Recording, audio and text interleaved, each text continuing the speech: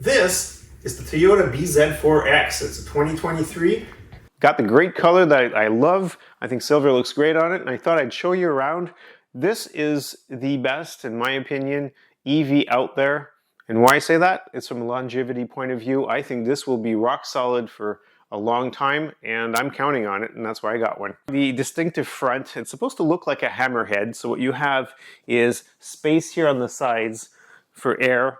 You've got the emblem. There's no blue on this one, so if you're used to things like hybrids, you usually get the little blue background there. It's not on here, but we all know this is an EV, and it does have a very distinctive look. It's got LED headlights, and I mean, nothing opens or moves out here. It's strictly just the headlights. What you've got is a lot of the sensors in here in this black strip here. And what's a little distinctive, obviously, is there is no grid in the front. So there's no need to cool down any motor or anything, since it's just one electric motor in this particular model. So you do have some airflow through the bottom here. And there's a distinctive look here where there's plastic. So again, they've used a lot of plastics. As you can tell from the sides, around the wheel wells as well, there's a lot of plastic. So I think that this will actually help with corrosion in places like Canada, where there's a lot of road calcium or salt that eats away usually around the wheel wells. So I think that's a great addition. You'll see there's a camera in there, and then there's more sensors in the center. So overall, it's got a decent size. If you want to compare it, as I tend to do, to a RAV4, it's a little longer, it's a little wider, and of course it has less horsepower than a Prime. This is at 202 horsepower, but again, it has a lot of torque because it is an EV.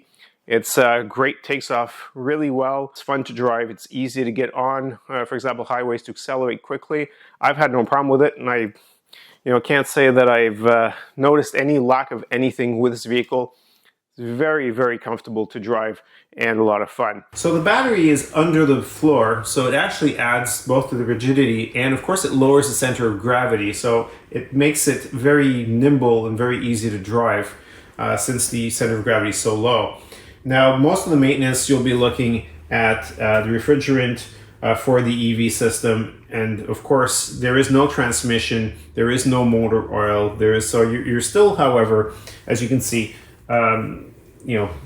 stuck with a 12-volt battery in there that you should always make sure is well maintained.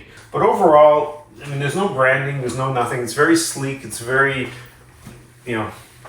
interesting looking. I guess it does make it very distinct.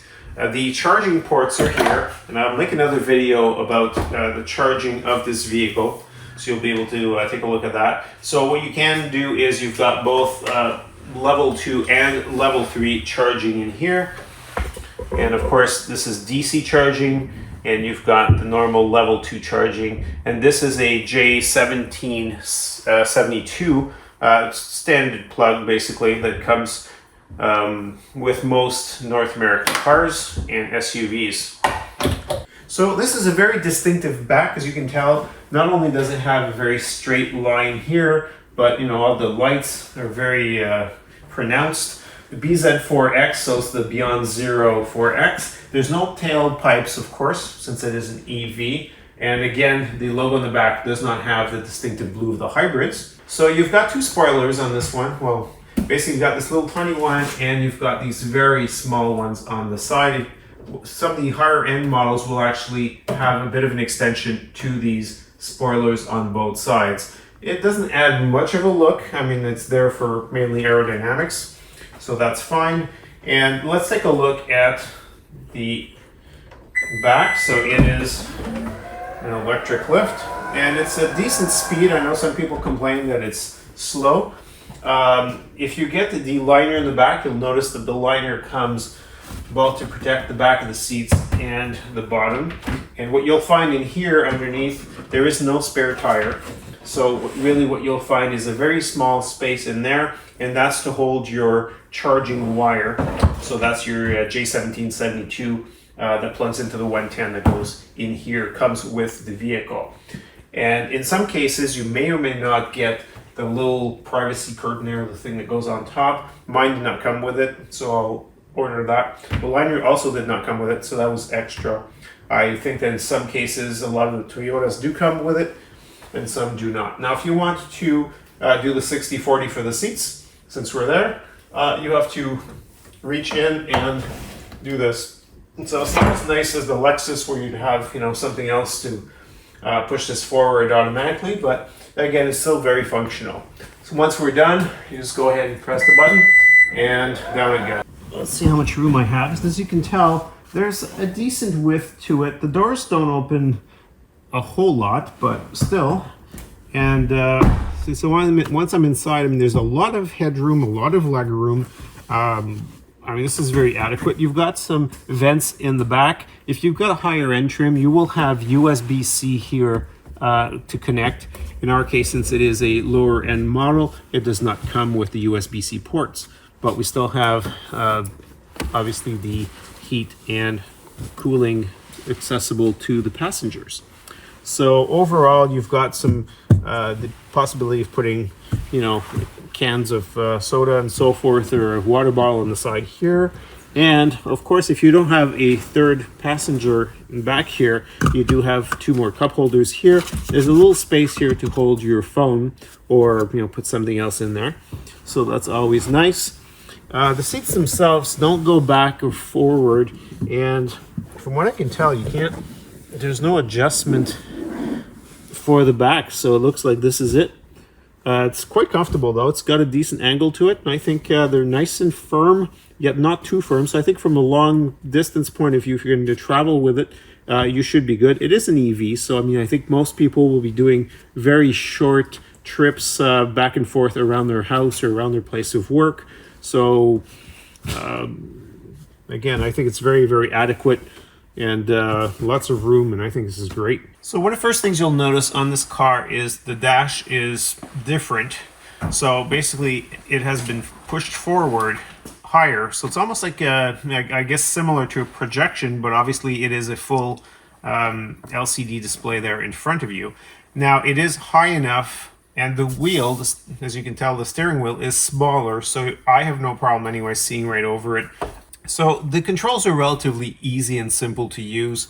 Now, the buttons on the steering wheel are very different from other Toyotas that I've had, and by very different, I just mean they're not quite placed in the same place.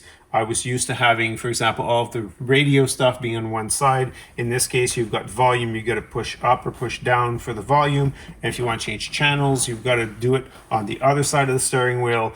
Now, you have a lot of technology that comes with this car, so of course you have to adapt to that and understand there's buttons for all these different things. There are two different modes. For example, if you're going to have cruise control on, you can have it adaptive, or you can have it, I guess, the old standard way, which is just on or off.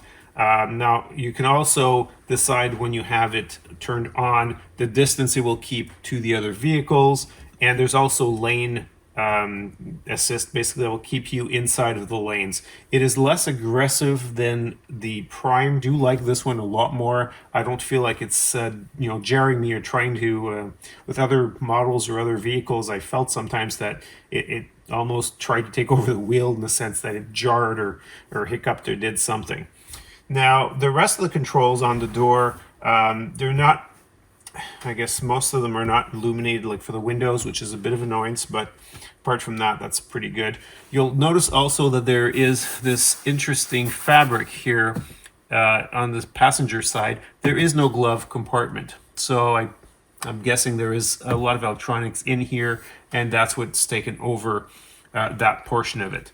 Now, if we get rid of this here, what you'll find is there's a whole space here on the bottom, which you'll also notice that there are some USB-C connectors on the bottom. There's a 12-volt, 120-watt, cigarette lighter type on the bottom.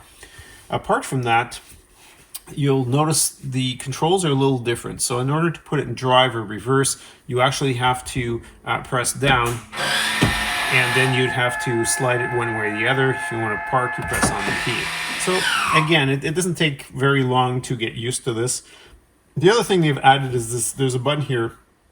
It's basically got a foot on it that shows up, press and don't press. And what that does is it's something very close to a one-pedal drive, what that will do is when you press on this, it will regenerate. If you're not pressing on the gas, you'll notice a regeneration, quite aggressive regeneration. So it basically brakes. So meaning that if you're driving with this on, at low speeds especially, or what I like to do is when I want to slow down, instead of pressing on the brake, I will put this on and it will just regenerate some power. And of course it is a good way of getting some of that power back. You'll notice the extremely large screen. This is the default screen that comes with this vehicle. It's really nice. The buttons are kind of interesting in that instead of having plus plus minus minus, you basically bring them up or down for temperature and so forth. So it's got different types of heating. So you've got radiant heating, left and right, well, driver and passenger, I should say. And of course you can set it to the proper temperature here, just basically by turning it on. So right now I'm at 18 degrees Celsius. I've got sync on, which means it will be synchronized, and that's how you move it up or down. Most of the time, I would just suggest putting in auto, put the temperature you want, and let it go with that. If you click on echo, basically what it will do is it will keep you comfortable. So it will turn on the heat for both the steering wheel, which by the way covers the whole steering wheel, and the heated seat. So, and it will decrease and increase depending on the temperature and so forth. So it does it all automatically, and it will probably save you the most power doing so. Now, if you really want to get a lot of range, press off, and of course you would be freezing at that point if it's extremely cold. So most of us will be driving with the heating on and so forth, or the AC on, of course, if you're in a hot climate or if it's summer where you are, and that's about it. So you've got, like I said, the radiant heat is actually here underneath the steering column, and for the passenger, it is where the glove box would be. There's basically a section there that heats. So these are separate from the main heating, so basically the thermal pump. And so you've got again, the steering wheel, the seats, the radiant heat, the thermal pump. So in the extreme cold, one of these methods should be able to accommodate you and keep you nice and warm. And of course, a combination of is perfect. It's perfectly ideally suited if you're by yourself and you just want the radiant heat because it's just around your legs that you want heat. Then you can keep the heating off. If the windshield is starting to frost over, then you're going to want to go with the thermal pump. And so yeah, there's different ways of controlling the temperature, and I think they've done a decent job at that. Now, like all modern, or most modern vehicles, I should say, you've got the power on off. So again, that's pretty straightforward. The parking brake turns on pretty much by itself. As soon as you put it in P, it will turn it on. So I'm Bob Pellerin, CTOBOB. Please leave some comments below. We love reading those. And of course, check us out in our next video. Thanks so much for watching.